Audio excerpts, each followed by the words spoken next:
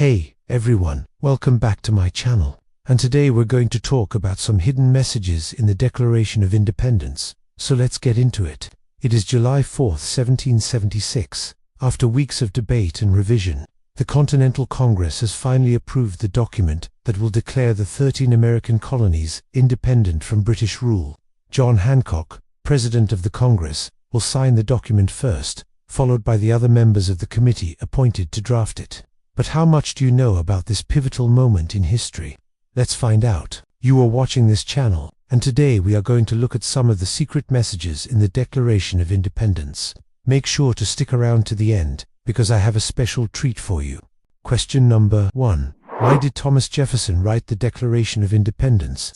Jefferson was chosen to write the Declaration because he was an excellent writer and had experience writing political documents. He had earlier written the influential pamphlet, A Summary View of the Rights of British America. In addition to his writings, Jefferson had strong opinions about many issues and was not afraid to speak his mind. His speeches were well known throughout the colonies. In fact, Patrick Henry credits Jefferson with inspiring his famous speech, "Give me liberty or give me death." Another reason Jefferson was chosen was because he represented a middle colony. He was from Virginia, which was considered a middle colony. It was not one of the colonies closest to Great Britain. Many delegates felt that someone from a middle colony would be less biased than someone from one of the New England or Southern colonies. This was important since the purpose of the document was to unite the colonies in their fight against Great Britain. Finally, Jefferson was chosen so that someone with more experience could mentor the less experienced Richard Henry Lee, who had originally proposed the resolution for independence. Question No. 2. Where did Thomas Jefferson get his ideas about government? Jefferson's ideas about government were most likely influenced by Enlightenment thinkers such as John Locke. In fact, there is a passage in the Declaration of Independence that mirrors a passage in one of Locke's works. Both begin with when any form of government becomes destructive of its people. Locke believed that people were born with natural rights to life, liberty and property, and that the government had a duty to protect these rights. If the government failed to do so, the people had the right to alter or abolish it. Jefferson took this idea and applied it to the relationship between the colonies and Great Britain. He argued that since the British government had become destructive of the people's rights, the people had the right to alter or abolish it. Question No. 3. How does the Declaration of Independence reflect Enlightenment ideas? The Declaration of Independence reflects Enlightenment ideas in several ways. First, it uses reason to justify independence from Great Britain. Jefferson argues that the people have a right to overthrow a government that becomes destructive of their rights. Second, it emphasizes natural rights. Jefferson argues that all men are created equal and that they are endowed by their Creator with certain unalienable rights that cannot be taken away by any government. Third, it promotes the idea of the social contract.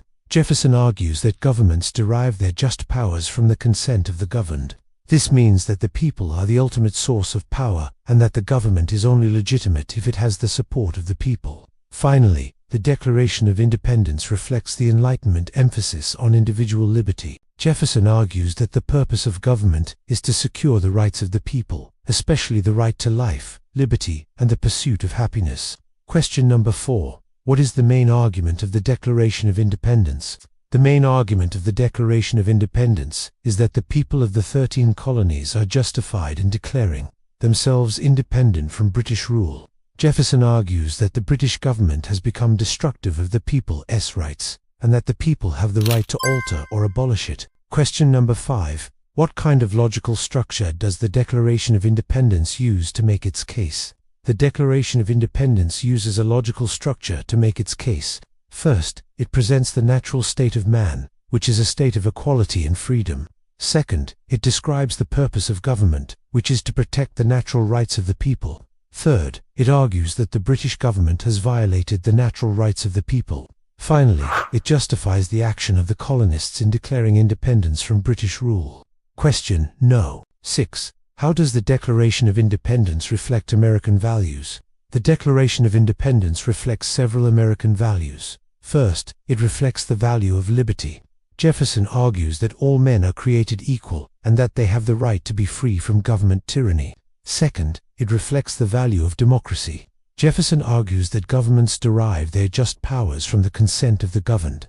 This means that the people are the ultimate source of power, and that the government is only legitimate if it has the support of the people. Third, it reflects the value of individualism. Jefferson argues that each person has certain unalienable rights that cannot be taken away by any government. Finally, the Declaration of Independence reflects the American value of practicality. Jefferson argues that the purpose of government is to secure the rights of the people, and that any government that fails to do so is not legitimate. Question number 7. Who were the main contributors to the Declaration of Independence? There were 3 main contributors to the Declaration of Independence. First, there was Thomas Jefferson, who was the primary author. He was responsible for drafting the majority of the document. Second, there was John Adams, who was a member of the committee that revised Jefferson's draft. Adams made numerous suggestions that were incorporated into the final document. Finally, there was Benjamin Franklin, who was also a member of the committee. Franklin provided important advice and counsel to the other members of the committee. Question No. 8. When was the Declaration of Independence adopted? The Declaration of Independence was adopted on July 4, 1776. On that day, the Continental Congress voted to approve the document. Question number 9. Where is the Declaration of Independence kept today? The Declaration of Independence is kept in the National Archives building in Washington, D.C. It is one of the most important documents in American history and is on display for the public to view. Question number 10. What is the significance of the Declaration of Independence? The Declaration of Independence is a significant document for several reasons. First, it was a key factor in winning the American Revolution. The document inspired the colonists to fight for their independence from Great Britain. Second, it is a foundational document for the United States. The principles of liberty, equality, and democracy articulated in the document have shaped American history and American identity. Finally, the Declaration of Independence is a universal document. Its principles have inspired people around the world to fight for their own freedom and independence. Oh, and now it's time for our special treat. Here is a little-known fact about the Declaration of Independence. Did you know that there is a secret message hidden in the document?